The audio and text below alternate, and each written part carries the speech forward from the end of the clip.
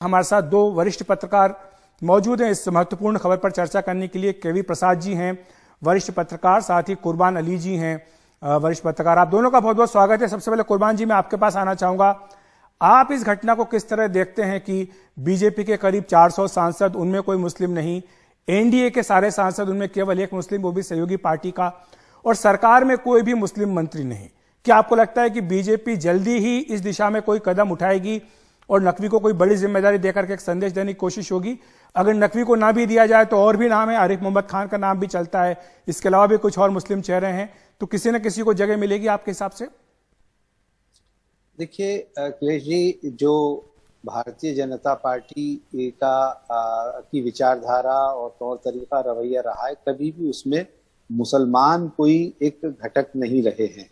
और प्रतीकात्मक तौर पे अटल बिहारी वाजपेयी जी ने अपने मंत्रिमंडल में एक दो लोगों को रखा था, उसी परंपरा का निर्वहन किया गया। लेकिन जब भी ये बात आई तो ये तर्क दिया गया बीजेपी की तरफ से कि साहब हमें इसकी जरूरत नहीं है, और दूसरे ये कि हम ऐसे उम्मीदवारों का चयन करते हैं जो जीतने वाले हों। और दूसरी बात, बीजेपी और उसके समर्थक ये भी कहते रहते हैं कि भाई ये भारतीय संविधान के तहत है, तो अगर 400 सांसदों वाली पार्टी में एक भी मुसलमान नहीं है, एक भी ईसाई नहीं है और शायद एक सिख है, तो क्या बौद्ध भी है? अब जी, एक बौद्ध हो सकता है, लेकिन 400 में से आपको 15-16% आबादी के बारे में उसकी कोई जरूरत नहीं है, या प्रतीकात्मक तौर पे भी आप नहीं चाहते, तो आपकी मंशा साफ है। हाँ, ये जरूर कह सकते हैं कि भारतीय संविधान के तहत इसमें कोई दिक्कत नहीं है, लेकिन इसे पार्टिसिपेटरी डेमोक्रेसी या इंक्लूसिव डेमोक्रेसी नहीं कहा जा सकता। और ये बात भारतीय जनता पार्टी के लोगों को सोचनी चाहिए कि वो जिस संविधान की शपथ लेकर के सत्ता में हैं, क्या उस संविधान की प्रस्तावना और उस संविधान की आत्मा इस बात की इजाजत देती है कि एक बड़े वर्ग को देश के छोड़ करके और आप अपनी एक ब्लेटेंट कम्युनल एजेंडा है उसके तहत आपको चूंकि काम करना है, चुनाव जीतने हैं, जो आप कह रहे हैं कुर्बान जी, ब्लेटेंट कम्युनल एजेंडा, लेकिन बीजेपी कहती है कि हम अपीजमेंट की पॉलिटिक्स नहीं करते हैं। बीजेपी इसको दूसरे तरीके से पेश करती है कि कोई केवल मुसलमान है इसलिए उसको जगह दी जाए, ऐसा बीजेपी कहती है कि नहीं मानती है। और साथ ही वो ये आप सही कह रहे हैं कि वो ये कहते हैं कि जीतने वाला हो उसे हम टिकट देंगे। हालांकि सिंबॉलिक रिप्रेजेंटेशन रहता है उत्तर प्रदेश में भी, जहां पर इस बार पसमानदा को जगह दी गई है। प्रसाद जी, मैं आपके पास आना चाहूंगा। अभी मैं हैदराबाद से आया हूं बीजेपी की कार्यकारिणी को कवर करके। वहां पर हमने रिपोर्ट की है कि किस तरह से पीएम मोदी ने जब रामपुर की आजमगढ़ के उपचुनावों की चर्चा हुई तो कहा कि जो पसमानदा मुसलमान है, यानी जो ऐसे मुसलमान हैं जो पिछड़े हैं, जिनको जगह नहीं मिल पाई है, उनको बीजेपी को रीच आउट करना चाहिए, उनके पास जाना चाहिए। एक तरफ ये बात हो, दूसरी तरफ हम देख रहे हैं कि कोई मुस्लिम मंत्री नहीं है, कोई मुस्लिम सांसद बीजेपी के पास नहीं है, तो ये संतुलन आखिर कैसे बैठेगा? अखिलेश जी, आपने काफी लंबे समय से भारतीय जनता पार्टी को कवर भी किया है और आप उनकी पॉलिसीज के बारे में अच्छी तरह अवगत हैं। भारतीय जनता पार्टी ने, जैसे आपने खुद कहा, एक शुरू से एक बात रखी, हम पॉलिसी ऑफ अपीजमेंट नहीं करेंगे। हम अपने हिसाब से, हमारी पार्टी के जो भी कार्यशैली रही है वो स्पष्ट है, उसमें उन्होंने कोई ऐसा संकेत नहीं दिया कि जिसमें हम समझ सके कि भाई वो टोकनिज्म के हिसाब से आप किसी को सिंबॉलिक एक आपने टिकट दे दिया। और बहुत ज्यादा दूर नहीं, पिछले कुछ ही महीने की बात है आजमगढ़ की, जिसमें आपने बात कही, और वो एक माना जा रहा है एक टेस्ट केस था, एक तरह से लोग मान के चल रहे थे उसको, और उसमें भारतीय जनता पार्टी ने अपनी साफ दृष्टि रखी।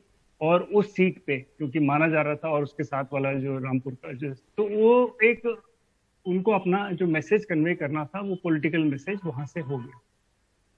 आज का जो घटनाक्रम जिसके बारे में आपने जिक्र किया, और देखिए अगर इसको पॉलिटिकली करेक्ट डिसीजन मायने से देखा जाए, मुख्तार नवाज नकवी को आपने राज्यसभा का फिर मनोनीत नहीं किया जी। अब जो कि वो सांसद नहीं रहेंगे, तो जाहिर सी बात है कि ठीक है 6 महीने तक आप रह सकते हैं बिना किसी सांसद रहे, लेकिन वो पॉलिटिकली इनकरेक्ट होता क्योंकि वो ऑलरेडी मंत्रिमंडल में थे। तो मैं तो उसको उस नजरिए से भी देखा हूं कि भारतीय जनता पार्टी को एक पॉलिटिकली करेक्ट मैसेज, क्योंकि मुझे ठीक, लेकिन अगर आरसीपी सिंह का भी शायद कभी कुछ देर पहले खबर पड़ी थी कि शायद उनका भी इस्तीफा हो गया या होने वाला है। हो चुका है आरसीपी सिंह भी। तो अब वो भी जनता दल यूनाइटेड के थे, जनता दल यूनाइटेड ने उनको फिर से मनोनीत नहीं किया, उनको राज्यसभा का नॉमिनेशन नहीं दिया।